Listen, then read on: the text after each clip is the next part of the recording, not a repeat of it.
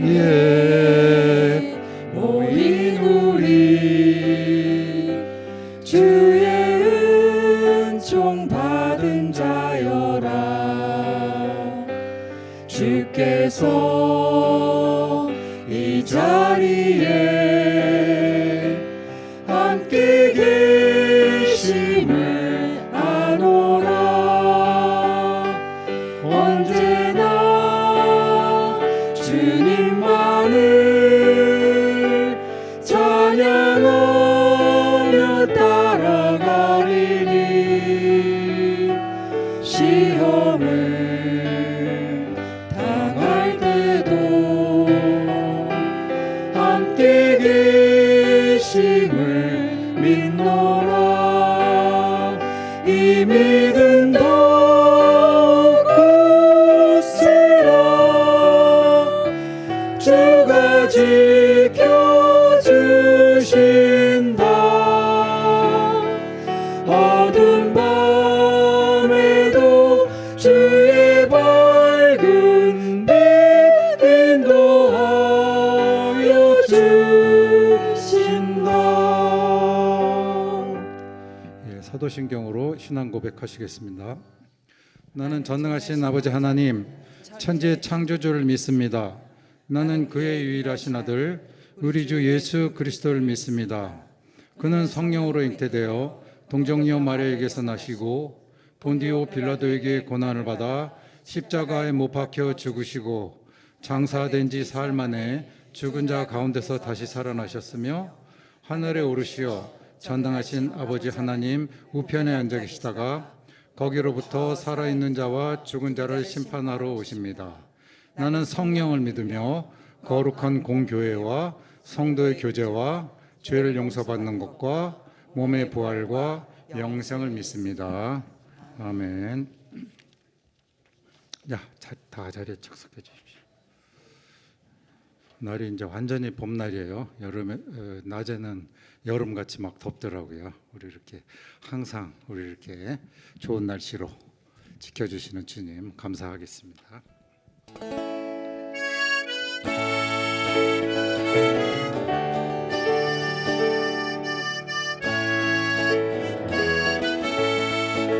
날 구원하신 주 감사, 모든 것 주신 감사, 지난 추억 인해 감사, 주 내 곁에 계시네. 향기로운 봄철에 감사, 외로운 가을날 감사, 사라진 눈물도 감사, 나의 영혼 평안에 응답하신 기도 감사, 거절하신 것 감사, 헤쳐나온 풍랑 감사, 모든 것 채우시네. 아픔과 기쁨도 감사, 절망 중에도 감사, 증명 못할 은혜 감사, 크신 사랑 감사해.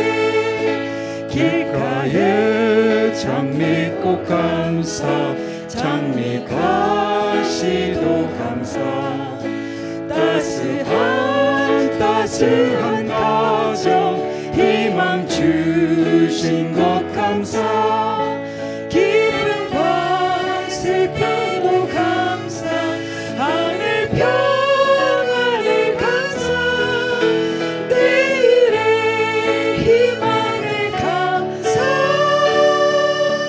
영원토록 감사해.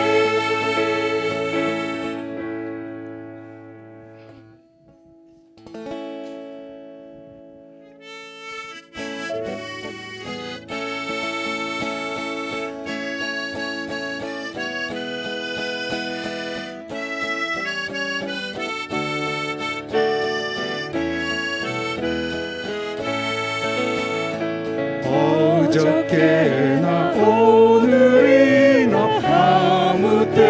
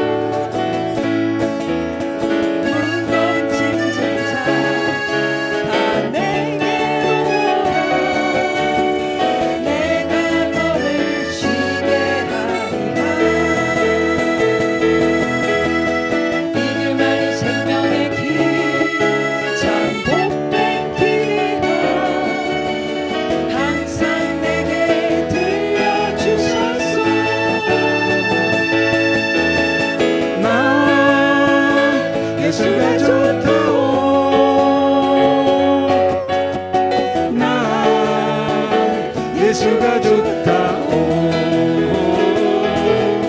주를 사랑한다던 베드로 고백처럼 난 예수를 사랑한다오. 형제 자매여 참된 행복을 찾거든 예수님을 만나보세요. 그분으로 인하여 참 평안을 얻으며 나와 같이 고백할 거요. 난 예수가 좋다오. 난 예수가 좋다오. 주를 사랑한다던 베드로 고백처럼 난 예수를 사랑한다오. 난 예수가 좋다오. 난 예수가 좋다오. 난 예수가 좋다오. 주를 사랑한다던 베드로 고백처럼 난 예수를 사랑한다오. 네. 마지막 찬양하고 오늘은 이제 우리 한 달에 한 번 하는 공동 기도문 같이 하는 날입니다. 예배부장님 나오셔서 공동 기도문 같이 교독해 주시면 좋겠습니다.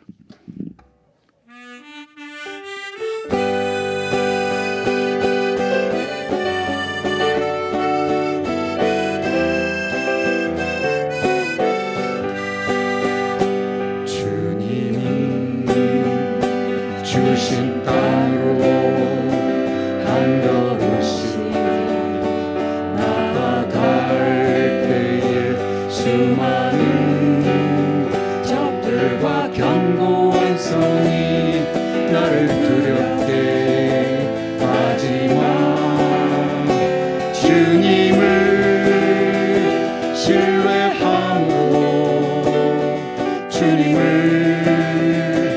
의지함으로 주님이 주시는 담대함으로 큰 소리 외치며 나아가네. 이 산지를 내게 주소서. 그날은 주께서 말씀하신 이제 내가 주님의 이름으로 그 땅을 취하리. 저 열방을 내게 주소서. 그날은 주께서 말씀하신 이제 내가 주님의 이름으로 그 땅을 취하리니.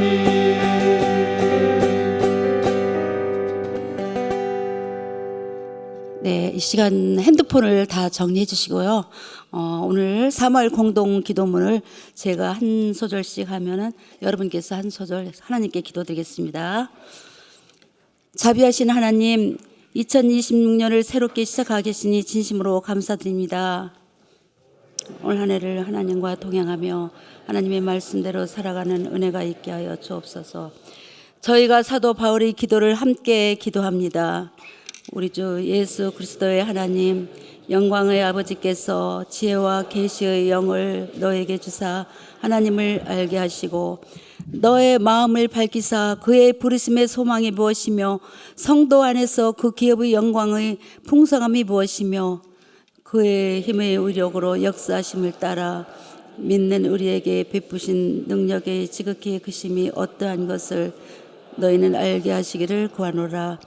그의 능력이 그리스도 안에서 역사하사 죽은 자들 가운데서 다시 살리시고 하늘에서 자기의 오른편에 앉히사 모든 통치와 권세와 능력과 주권과 이 세상뿐 아니라 오는 세상에 일컫는 모든 이름 위에 뛰어나게 하시고 또 만물에 그의 발 아래 복종하게 하시고 그를 만물의 교회의 머리로 삼으셨느니라.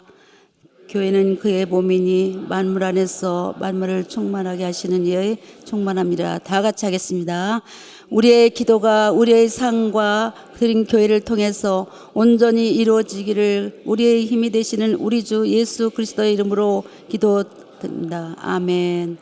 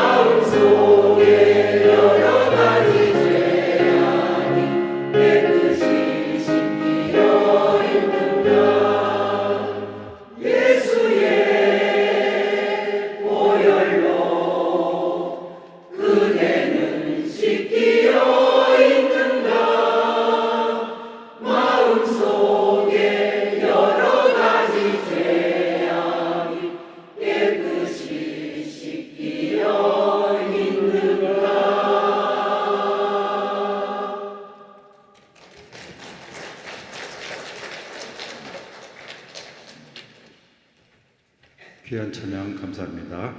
오늘 우리에게 주신 하나님 말씀은 디모데전서 4장 6절에서 8절입니다. 4장 디모데전서 4장 6절에서 8절 세 절이니까 한 절씩 우리 교독하고 마지막 절은 같이 읽도록 하겠습니다. 말씀을 읽을 때 하나님 음성을 들으시는 여러분들 되시기 바랍니다. 내가 이것으로 형제를 깨우치면 그리스도 예수의 좋은 일꾼이 되어 믿음의 말씀과 내가 따르는 좋은 교훈으로 양육을 받으리라. 망령되고 허탄한 신화를 버리고 경건에 이르도록 내 자신을 연단하라. 같이 읽겠습니다.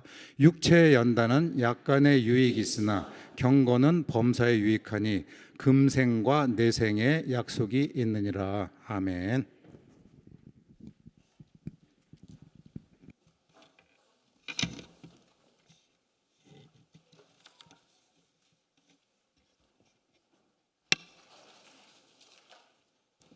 오늘도 이 땅에 평화의 왕으로 오신 주님을 예배하기 위해 주님의 거룩한 전에 올라와 신령과 진정으로 예배를 드리는 드림 공동체의 모든 성도님들의 심령 속에 주님의 은혜와 평강이 충만하시기를 주의 이름으로 축원합니다. 요즘을 어떤 시대라고 얘기를 하냐면요, PR 시대라고 얘기를 합니다. 들어보셨죠? PR 시대. 그게 뭐 약자인지 아세요? 예? 확실히 군대에서 오신 분이라 달라요. PR 하니까 피가 나고 알이 배. 이게 군대에서 하는 얘기거든요. 여기가 뭐 군대인 줄 아세요? 자, PR 시대 제가 정확하게 정의를 내려드립니다. 피할 건 피하고 알릴 건 알리는 시대입니다. 맞죠? 예, 군대 아닙니다. 그래서 사도 바울도요, 사도 바울의 서신 중에 여러 군데에서 자기 자신을 피하라는 것을 볼 수가 있습니다. 빌립보서 3장 5절로 6절에 보니까 나는 8일 만에 할례를 받았고 이스라엘 족속이요 베냐민 지파요 히브리인 중에 히브리인이요 율법으로는 바리새인이요 열심으로는 교회를 박해하고 율법의 의로는 흠이 없는 자다라고 얘기를 합니다. 대단한 얘기를 해요. 율법으로 흠이 없다라고 얘기를 합니다. 율법이 얼마나 까다롭습니까? 근데 율법에 하나도 책 잡힐 게 없다라고 얘기를 합니다.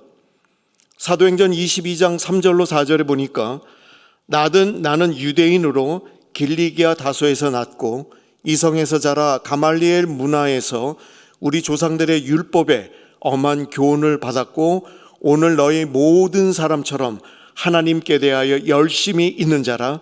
내가 이도를 박해하며 사람을 죽이는 데까지 하고 남녀를 결박하여 옥에 넘겼노니라고 얘기를 합니다. 여기서 우리가 주목해야 할 게 두 가지가 있습니다. 하나는 가말리엘 문화에서 공부를 했다라는 것이고요. 하나는 하나님께 대한 열심이 있었다라는 얘기입니다. 근데 이 하나님께 대한 이 열심은요, 쉽게 이야기하면 이것은 삐뚤어진 열심이었어요. 예수를 믿는 사람을 잡아 죽이는 데까지 증인을 섰던 사람이에요. 스데반이 돌에 맞아 죽을 때 저는 당연히 죽어야 되는 사람이라고 생각을 해서 죽는데 증인을 섰던 사람입니다. 이런 열심을 삐뚤어진 열심이다라고 얘기를 합니다. 근데 민수기서 25장에 보면요, 하나님의 거룩함과 언약을 지키려는 열심이 나옵니다. 이 비느하스라는 사람이 나오는데 이 비느하스의 이 열심, 이 비느하스의 분노, 이것을 우리는 거룩한 분노다라고 이야기를 할 수가 있습니다. 이 비느하스의 분노는 개인의 감정에 의한 것이 아니라 하나님의 거룩함이 훼손되는 것에 대한 그 무의식 중에 반응이다라고 얘기를 할 수가 있습니다. 그래서 민수기서 25장 11절에 보면은 그가 나의 질투심으로 질투하였다라고 얘기를 하고 있어요. 그렇기 때문에 이것은 거룩한 분노다. 민수기서 25장의 내용을 잘 아시죠? 이스라엘 백성들이 광야를 행진하면서 모압 평지에 이르렀습니다. 근데 이스라엘 백성들의 많은 죄 중에 가장 큰 죄가 우상 숭배예요. 우상 숭배가 오면 따라오는 것이 음행입니다. 그런데 이 그 모압 평지에서 그 어떤 이스라엘 남자가 공개적으로 미디안 여인을 데리고 자기의 진영으로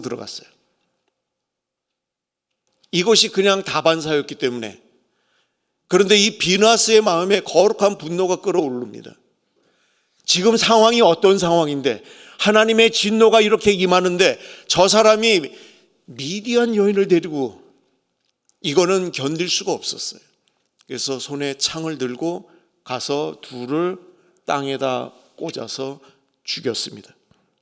이것은 살인이 아니고 거룩한 분노로, 하나님의 분노를 멈추게 한 거룩한 행동이었다라는 것입니다. 이런 거룩한 분노에 비해서 이 사도 바울의 이 하나님을 향한 열심, 이 열심이라는 것이 하나님을 위해서 예수라는 이 사교를 믿는 사람들을 정죄하고, 그리고 그들을 옥에 보내고, 그리고 죽게 하는 데까지 이르게 하는 것이 바로 하나님을 기쁘시게 하는 일이라는 이런 엉뚱한 생각 때문에 하나님을 향한 열심이었다라고 얘기하지만 이것이 삐뚤어진 열심이라고 이야기를 할 수가 있는 것입니다. 그리고 고린도후서 11장 23절로 28절의 내용들은 그리스도와 교회를 위해서 고난당한 것을 자랑합니다. 내가 태장을 몇 대를 맞았고 돌에 맞아서 죽을 뻔했고, 자기가 그리스도로 인해서 고난당했던 이야기를 합니다. 이런 것을 자랑하는 거예요. 사실은 이 가말리엘 문화에서 공부를 했다. 이 가말리엘 문화는요, 그 당시에 최고의 그런 그 종교 기관이었어요. 이런 최고의 스승 밑에서 공부를 했다면요, 이것은 보증수표입니다. 저희 목회자들도 그런 게 있습니다. 너는 누구 밑에서 목회 수업을 받았느냐. 이게 굉장히 중요한 거예요. 그래서 제가 신학교 다닐 때 이제 그런 얘기합니다. 스승이 누구냐? 너의 스승이 누구냐? 그럼 여러분도 다 아시는 분이에요. 동교동교회 음동석 목사님. 제가 중학교 1학년 때부터 음동석 목사님 밑에서 신앙 수업을 했습니다. 그래서 워낙 그 수준 높은 설교를 결혼하고 전도사가 될 때까지 그렇게 쭉 듣다 보니까요, 이 귀가 높아져 가지고 제가 웬만한 설교는 잘 못 듣습니다. 교만해서요. 이게 뭘 얘기하는 거냐? 내가 누구 밑에서 수학을 했느냐? 내가 누구 밑에서 목회를 배웠느냐? 목회자들에게는 무지 중요한 얘기입니다. 세상적으로도 그렇잖아요. 물리학이다. 그럼 누구 밑에서 물리학을 배웠느냐? 누구 밑에서 수학을 배웠느냐? 누구 밑에서 인문학을 배웠느냐? 이게 굉장히 중요한 거예요. 나는 누구의 제자입니다.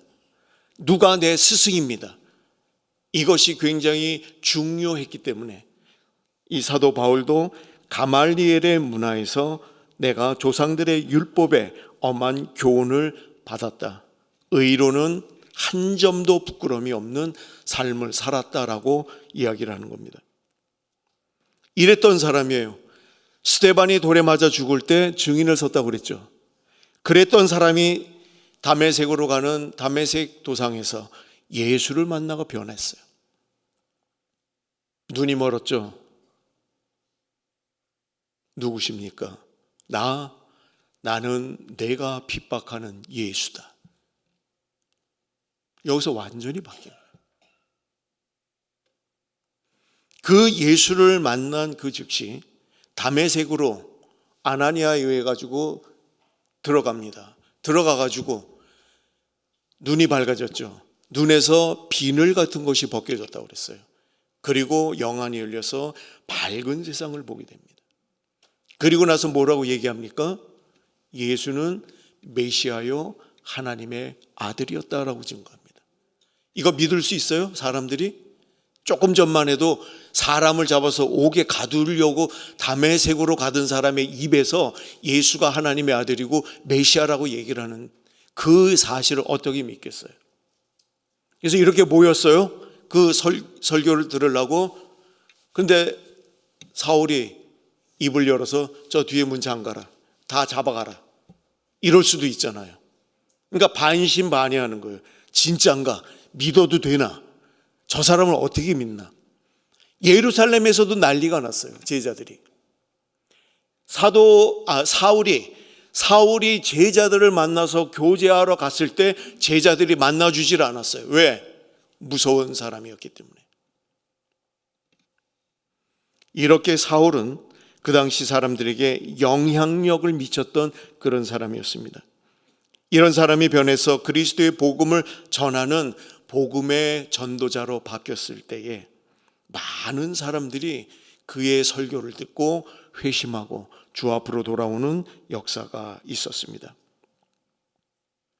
삐뚤어진 열심을 냈던 사람, 예수를 믿는 사람을 박해하며 죽음으로 몰아갔던 그 사람의 입에서 이제는 주는 그리스도시요 하나님의 아들이다라고 증거를 하게 되는 겁니다. 그래서 오늘 본문 서두에서 내가 이것으로 형제를 깨우치면 이라고 이야기를 합니다. 여기서 이것이라는 것이 의미하는 것은 1절에서 5절의 말씀을 이야기를 합니다. 어떤 사람들이 믿음에서 떠났다. 거짓 교훈과 미혹하는 영이 있다. 금욕주의적인 가르침이 있어요. 혼인을 금합니다. 그리고 음식을 금지합니다. 이게 살짝 왜곡된 거거든요.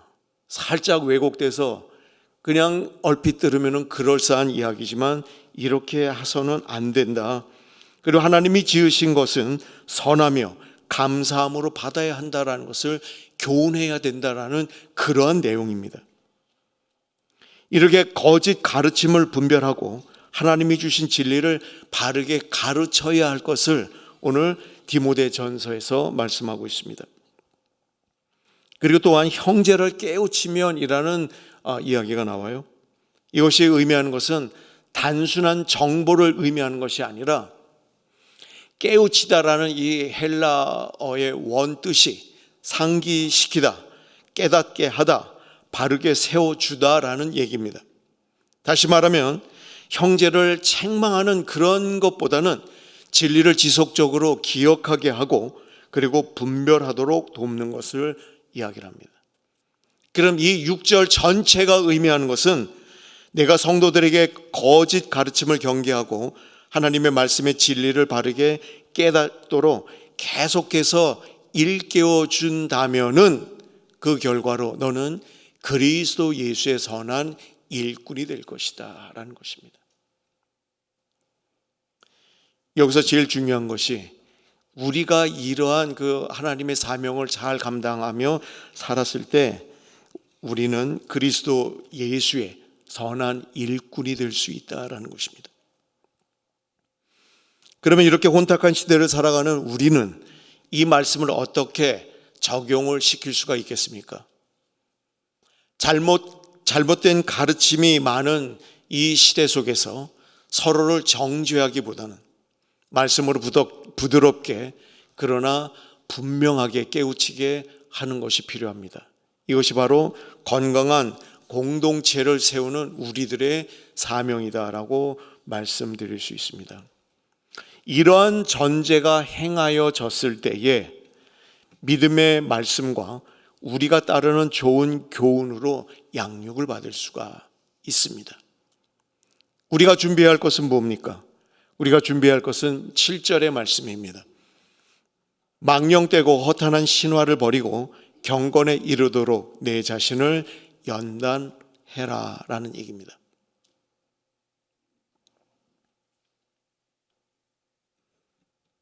우리가 살다 보면요 버려야 할 게 많이 있어요. 여러분 이사해 보시죠. 이사할 때 지금까지 다 필요할 것 같아요. 요게 필요할 것 같아서 버리자니 조금 아까워요. 그래서 요걸 갖다 저 구석에다 넣어놨어요. 그리고 그 위에 또 딴 게 쌓이고 근데 이거 써요 안 써요? 안 쓴단 말이에요. 근데 버리려고 그러니까 아까워요 안 아까워요? 아까워. 그래서 못 버리거든요. 그래서 이제 묵은 거를 갖다가 쫙 쌓아놨다가 이사를 갈 때 이제 집을 줄여서 가야 돼. 집을 줄여서 가면 버릴 걸 버려야 되잖아요. 그럼 뭐부터 버려야 돼요? 안 쓰던 것부터 버리잖아요. 옷도 안 입는 거 3년, 4년, 5년 안 입는 거. 저도요, 결혼할 때 입었던 양복이 있더라고요. 그래서 다 버렸어요. 그거 옷 버리는 데다 놓으면은 필요한 사람이 입을 수 있거든요. 근데 내가 갖고 있으면요, 짐이 되는 거예요. 그래서 다 버려요. 다 버리고 새로 이사 가가지고 정리하다 보면 버릴 게 또 있어요, 없어요? 또 생겨. 이사 가가지고 정리하면서 또 버려요. 계속 버리는 거예요. 뭐까지 버려야 되는지 아세요?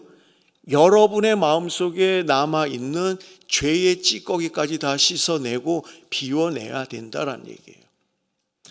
이 심령이 말씀으로 깨끗하게 정화되었을 때, 깨끗하게 청소가 되었을 때 여기에 뭐가 임합니까? 하나님의 은혜가 임한다라는 얘기예요.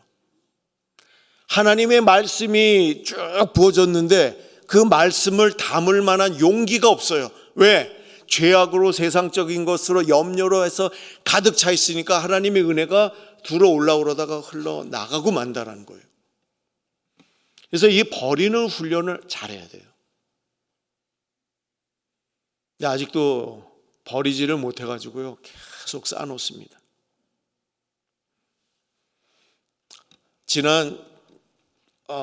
얼마 전에 저희 집사람이 잠깐 한국에 왔다 갔어요. 근데 뭐를 자꾸 쌓아놓냐면요, 여러분 그 쇼핑백 있잖아요. 쇼핑백 이쁘고 깨끗한 거를 자꾸 모아요. 그래서 그건 왜 모으냐 그랬더니 뉴질랜드 가서 필요하다는 거예요. 그래? 마음대로. 뭐 본인이 갈 때 갖고 간다는 거니까. 그래서 잔뜩 쌓아놨어요. 큰 쇼핑백으로 2개예요, 2개. 부피가 굉장하잖아요. 근데 결국은 짐을 싸면서 중요한 것부터 싸다 보니까 늘 자리가 없는 거예요. 그래서 저한테 그러더라고요. 이거 다 갖다 버려. 우리가 생각할 땐 필요한 거예요. 근데 정작 비행기에다가 실어야 될 물품을 집어넣다 보니까 이거는 그렇게 필요한 게 아니라는 거예요. 여러분, 오늘 우리들의 심령도요, 좀 다 청소하고 가는 그런 날이 되었으면 좋겠어요. 다음 주가 고난 주간이잖아요. 여러분들은 사순절을 어떻게 지내고 계세요? 좀 버릴 거 버리고 계신가요? 아니면 그대로인가요? 이제는 봄도 맞았고요. 이런 얘기하면 좀 그렇지만 입춘대길이라고들 쓰잖아요. 이제 새롭게 봄을 맞는 거예요. 새로운 기운을 받으려고 그러면 일단 내가 청소가 돼야 돼요. 말씀으로. 버릴 거 버리고 고집, 아집, 편견 이런 것들을 다 버리고 마음을 새롭게 비우고 깨끗하게 정리를 한 다음에 거기에 하나님의 은혜, 하나님의 사랑을 담아가는 그런 고난주간이 되길 주의 이름으로 축원합니다. 망령된 것이라는 것은 거룩함과 상관없는 세속적이고 하나님과 단절된 것을 얘기합니다. 그럼 허탄한 것은 무엇이냐? 근거 없고 비생산적인 것, 쓸데없는 이야기들을 얘기를 해요. 신화라는 것은 사실이 아닌 꾸며낸 얘기입니다. 왜곡된 교훈들을 얘기를 합니다. 한마디로 얘기하면 진리처럼 보이지만은요, 실제로 영혼을 살리지 못하는 그런 가르침과 이야기들을 단호히 거절하고 끊어내라라는 얘기입니다. 이런 것을 끊어내기 시작을 하면요, 거기에 이제 하나님의 은혜가 스며들기 시작을 합니다. 여러분, 은혜 받았다라는 것을 어떻게 정의를 하시겠습니까? 은혜 받으셨습니까? 여러분? 아멘입니까? 이게 좀 이상한데. 은혜 못 받으셨어요? 은혜 받으셨습니까? 아멘입니까? 그러면 은혜 받은 걸 갖다 뭐라고 논리적으로 설명을 하시겠어요? 안 믿는 사람이 여러분을 따라 교회에 왔어요. 근데 내가 은혜 받았다고 막 그러니까 옆에 있는 분이 권사님, 은혜 받는 게 뭐야? 라고 물으면 여러분 뭐라고 답하시겠어요? 답하실 분 있어요? 논리적으로 이것이 은혜 받은 것이다. 제가 커피 사드릴게요.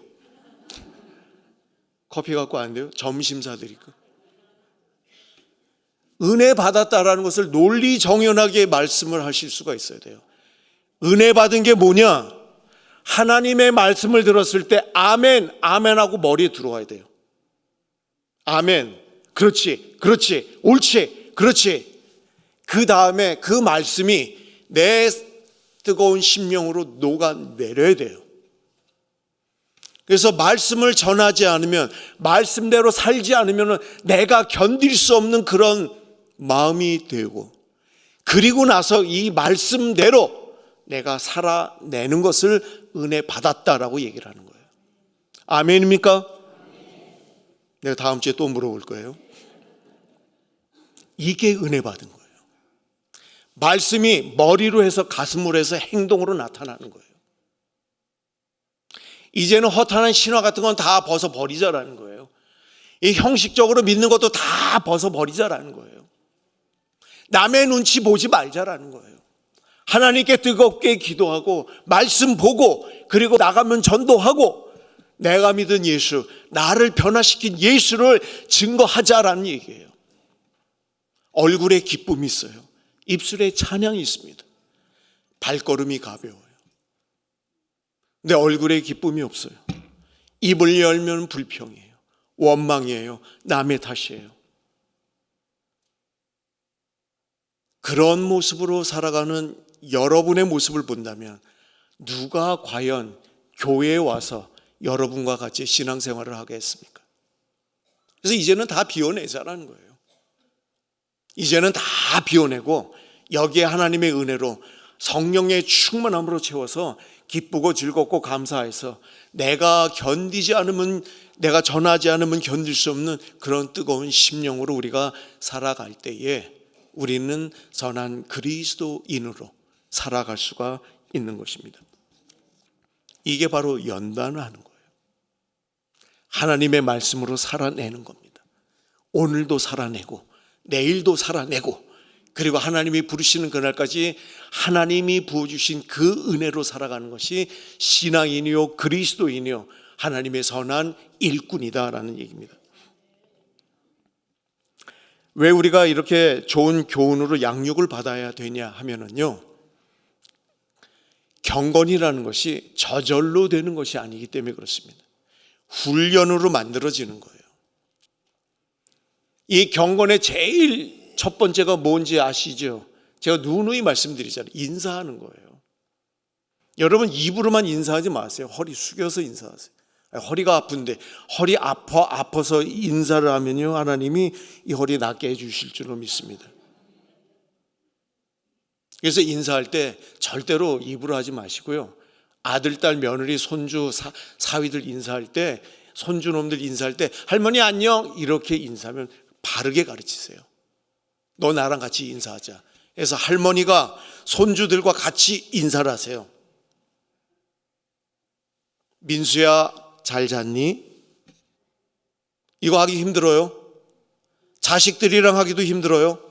사위들이랑 하기도 힘들어요. 그러나 하세요. 그럼 딸이 그럴 거니, 엄마 왜 그래? 갑자기 왜 그래 엄마? 그냥 하던 대로 해. 이제는 하던 대로 하면 안 되는 거예요. 그래서 인사도 정중하게 할 때 거기에 겸손이 배는 겁니다. 인사 겸손하게 공손하게 하는 사람들 있잖아요. 4년에 한 번씩 국회의원들, 그런 사람들 빼고 우리는 매일매일 일상에서 겸손을 배워가려면, 겸손을 훈련해 가려고 그러면 인사하는 거예요. 그래서 허리를 숙여서 인사하는 겁니다. 하나님, 내가 허리가 아픈데, 오늘 목사님이 그렇게 해서 내가 허리가 아프지만 허리를 숙일 수 있는 데까지 허리를 숙여서 인사하겠습니다. 하나님, 내 허리 책임지십시오 하고 기도하고 믿음으로 허리를 숙여보세요.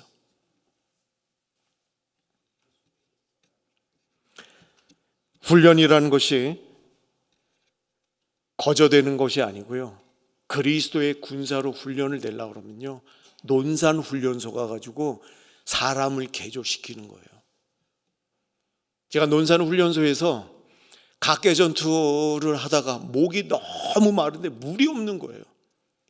이쪽에서 저쪽으로 훈련장을 이동을 하는데 이 언덕이 하나 있더라고요. 밑에 논에다가 물을 대는 그 똥물, 진짜 똥이 둥둥둥둥 떠 있는 똥물인데 가만 놔두면 위는 맑잖아요. 물이 없으니까.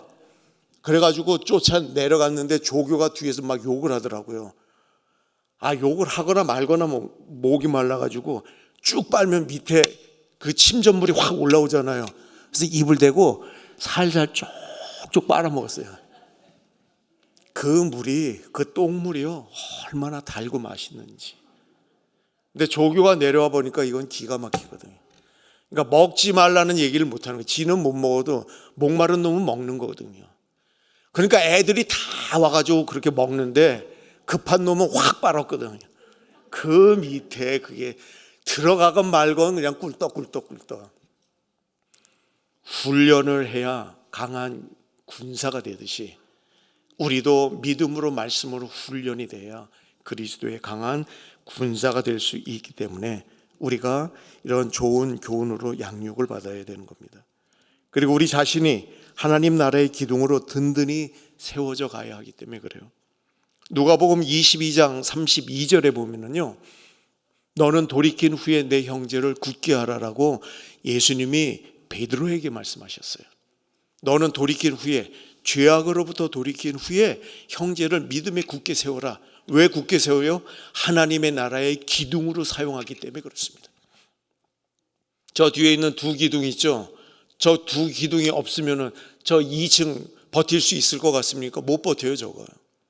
그래서 기둥을 잘 세워야 이 지금 아래층에 2층을 버티고 있는 기둥들이 있어요.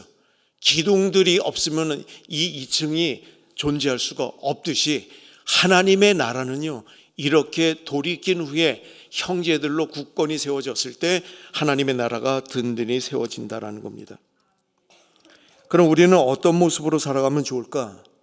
가장 중요한 포인트가 하나님의 말씀으로 전신갑주를 입어야 한다라는 겁니다. 하나님의 전신갑주는 에베소서 6장 10절로 18절에 자세하게 나와 있습니다. 성도가 영적 싸움 속에서 어떻게 살아가야 할지를 보여주는 그런 매우 중요한 비유입니다. 사도 바울이 이 군인의 무장을 빗대어서 설명을 하고 있어요. 우리가 이렇게 하나님과의 관계 속에서 살아가는 삶의 태도, 영적 무장을 의미하고 있다라는 겁니다. 시편 1편에 보면은요, 복 있는 사람의 특징이 나와요. 여호와의 율법을 즐거워하여 그 율법을 주야로 묵상하는 자다라고 말씀을 하고 있죠. 그런데 이 묵상하는 자들, 이 사람들의 삶을 보면 어떠한 삶을 사느냐? 이 사람들은 악인들의 꾀를 따르지 않고 죄인들의 길에 서지 않고 오만한 자의 자리에 앉지 않는 사람들이다라는 거예요. 이러한 그 삶을 살아가는 사람들, 이 사람들이 여호와의 율법을 주야로 묵상하기 때문에 이런 삶을 살아갈 수가 있는 겁니다. 그러니까 이게 훈련이 되어지지 않으면 절대로 안 되는 얘기예요. 여러분, 복 있는 삶을 살아가고 싶습니까? 그럼 우리가 훈련이 돼야 돼요. 그리고 무장이 되어야 돼요. 이렇게 하나님의 말씀으로 온전히 무장되었을 때, 여호와의 말씀을 주야로 묵상하는 삶을 살아갔을 때에 우리가 그리스도의 군사로, 하나님의 백성으로, 그리고 하나님의 자녀로 살아갈 수가 있는 겁니다. 그랬을 때요, 여러분의 주먹에 힘이 불끈불끈 들어가는 겁니다. 이 주먹은 누구를 깨부시기 위한 주먹이에요? 흑암의 세력, 마귀의 세력들을 깨부시기 위한 주먹이 될 줄로 믿습니다. 여러분, 그 죄에 대해서 제가 여러 번 말씀을 드렸어요. 죄가 언제부터 죄인가? 죄는요, 생각이 막 들어올 수 있거든요. 이 생각 저 생각이 많이 들어올 수 있는데, 생각이 들어오고 지나가는 건 괜찮아요.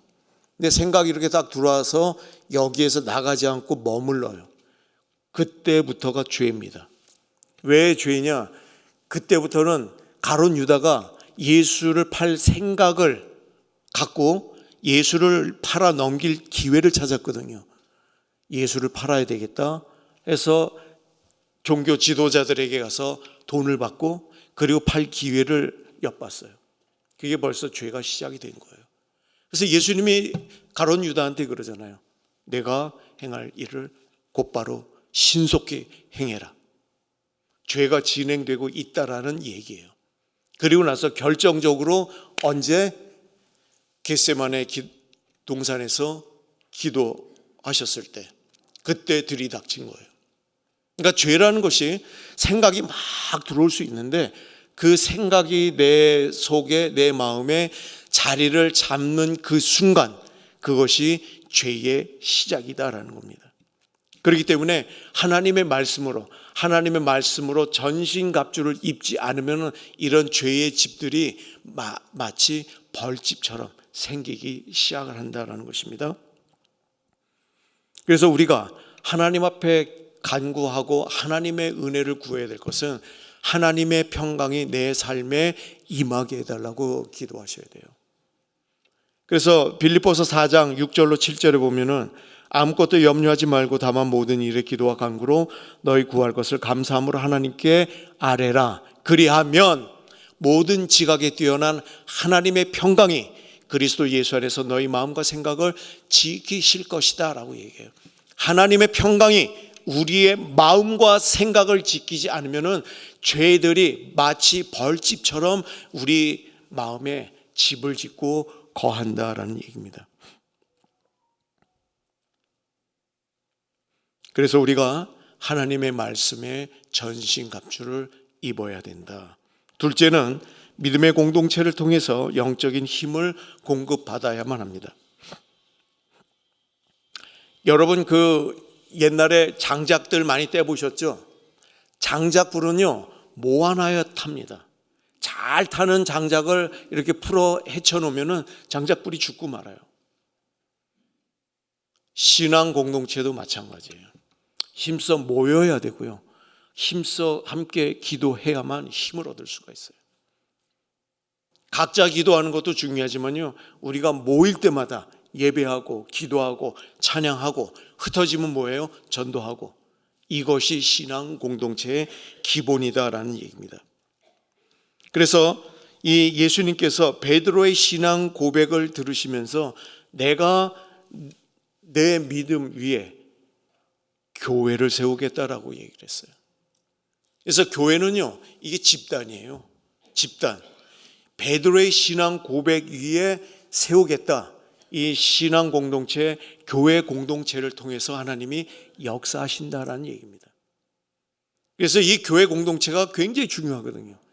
교회 공동체를 그 어떠한 이유로라도 분열시키고 그리고 여기에서 4분 5열이 되게 하는 그 죄는요, 그 죄는 가볍다 말할 수가 없어요.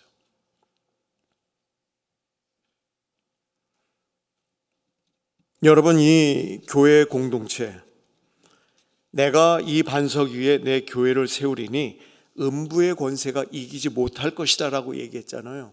여기서 두 가지를 얘기합니다. 이 반석 위에 교회를 세울 것이다. 교회 공동체를 얘기하는 거고요. 음부의 권세가 이기지 못한다라는 거예요. 여기는 하나님이 거하시는 전이에요. 내 마음이 하나님이 거하시는 전이다라는 얘기예요. 그래서 내가 세상을 이길 수가 있고 죄악을 이길 수가 있는 것입니다. 근데 여러분, 이런 얘기 들었잖아요. 세상 사람들이 교회를 얼마나 욕을 합니까? 욕을 해도 오늘도 그들이 욕하는 이 교회 공동체를 통해서 하나님은 일을 하시고 역사하신다라는 사실 여러분 잊으시지 말길 바랍니다. 성령의 충만함이 어디를 통해서 왔냐면은 마가의 다락방에 모인 120문도에게 임했어요. 120문도라는 것이 믿음 공동체, 신앙 공동체, 교회 공동체라는 것을 이야기하는 것입니다. 그래서 이 120문도가 모였던 마가의 다락방에 성령께서 역사하셨어요. 이것이 오늘날도 우리 교회 공동체를 통해서 성령은 역사하신다라는 얘기입니다. 그렇기 때문에 우리가 이 교회 공동체를 통해서 하나님이 이루시고자 하는 모든 일들을 이뤄가는 그런 은혜가 있어야 됩니다. 사도 바울은 전도지에 가서 복음을 전하면서 거기에 거점으로 교회들을 세웠어요. 그 교회는 주변에 흩어져 있는 많은 사람들을 하나로 모아주고요. 그리고 그 사람들이 모여서 함께 힘을 받고 또 힘을 받은 그걸 갖고 세상을 향해서 복음을 전하고 또 복음을 전하는 곳에서 또 거점인 교회들을 세우고 거기서 힘을 받고 또 전하고 해서 땅 끝까지 이르러 복음의 증인이 되는 이 사명을 잘 감당할 수 있었던 것은 그들이 교회 공동체를 통해서 신앙이 성숙되고 신앙이 훈련될 수 있었기 때문에 그렇습니다. 그래서 이런 그 전도, 이런 생명을 살리는 일들이 가능할 수 있었던 것은 교회 공동체를 통해서 영적인 힘이 공급되었기 때문에 그렇습니다. 우리가 이런 모습으로 삶을 살았을 때 사람들은 우리를 그리스도의 선한 일꾼이다라고 이야기를 할 것이고, 그리고 우리를 그리스도인 예수쟁이다라고 이야기를 할 겁니다. 사랑하는 성도 여러분, 여러분은 좋은 교훈으로 양육받기를 좋아하십니까? 이것이 바로 여러분을 건강하게 젊게 살도록 만들어주는 활력소가 될 줄로 믿습니다.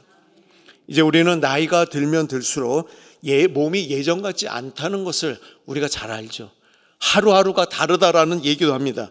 조금만 무리하면 힘들어서 누워야 하고, 약을 먹어도 바로 낫지 않고, 그리고 몸과 마음이 따로 놀죠. 옛날 같으면 금방 했는데 그런 몸과 마음이 따로 놀아요. 예전 같으면 별거 아닌 일인데도 섭섭마귀가 들어가가지고 굉장히 섭섭해요. 그리고 그 섭섭한 게 옛날 같으면 금방 없어지는데 그 여운이 굉장히 오래가요. 그래서 자식들이 그러잖아요. 엄마 이렇게 뒤끝이 심한 줄 몰랐어. 그건 점점 심해져요. 이런 것이 나이가 들어감의 자연적인 현상이라고 우리는 생각을 했습니다. 근데 주변에 보면은요, 건강하고 활기차게 살아가는 사람들의 삶을 보면요, 삶의 모습과 방식이 다르다라는 것을 알 수가 있어요. 은혜 안에서 살아가는 사람들은 달라요. 나이는 많이 들어가지만은 삶이 건강해지고 젊어졌을 때 보는 사람들이 다르게 느낀다라는 얘기입니다. 계속해서 말씀 안에서 양육받고 훈련되어지고 그러면서 다른 사람들을 배려하고 그리고 다른 사람들의 기쁨이 되려고 하는 그 섬김의 모습이 아름다운 그리스도의 향기로 남게 되는 것이고, 그것이 좋은 교육으로 양육받은 자의 결과이다라는 얘기입니다. 그래서 우리가 좋은 교훈으로 양육을 받으면서 하나님의 기쁨이 되는 우리 모두가 되시기를 주의 이름으로 축원합니다. 기도하겠습니다. 자비하신 아버지 하나님, 좋은 훈련으로 양육받기를 원합니다. 하나님의 기쁨이 되기를 원하며 모든 사람들에게 그리스도의 덕을 끼치는 귀한 삶으로 축복하여 주옵소서. 감사드리며 예수님 이름으로 기도합나이다. 아멘.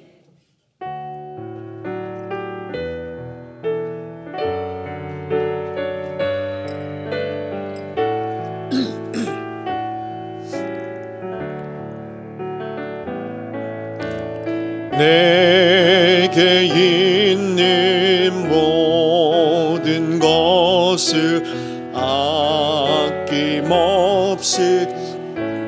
이내 사랑하고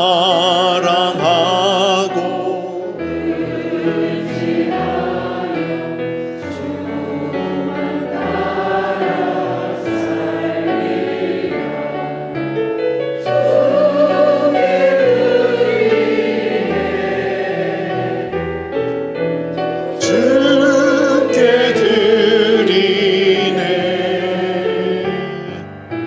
사랑하는 구주 앞에 모두 드리네.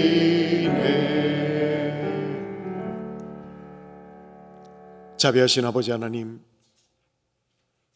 오늘도 하나님과 약속한 시간을 기억하며 주의 전에 나왔습니다. 마음과 뜻과 정성으로 하나님께 예배하며 이 시간에 우리의 귀한 시간을 주님께 드립니다. 우리의 재능을 드립니다. 우리의 물질을 드립니다. 우리의 삶 전체를 하나님께 드립니다. 하나님이여 받아 주시옵소서. 바친 모든 손길들을 하나님 축복하여 주셔서 한평생 살아가며 주님과 동행하는 기쁨이 있게 하여 주시고 하나님의 영광이 되는 삶으로 축복하여 주시옵소서. 이 물질이 쓰일 때마다 복음의 증인이 되는 교회로 축복하시고 사람을 살리는 교회로 축복하시고 생명을 살리는 교회로 하나님 축복하여 주시옵소서. 감사드리며 예수님 이름으로 기도합나이다. 아멘. 지금은 우리 주 예수 그리스도의 은혜와 하나님 아버지의 지극하신 사랑하심과 성령의 교통하심이 하나님의 말씀에 전신갑주를 입으며 하나님의 좋은 군사로 좋은 일꾼으로 살아가기를 다짐하는 모든 주의 백성들 머리머리 위에 이제로부터 영원토록 함께 하시기를 간절히 축원하옵나이다. 아멘.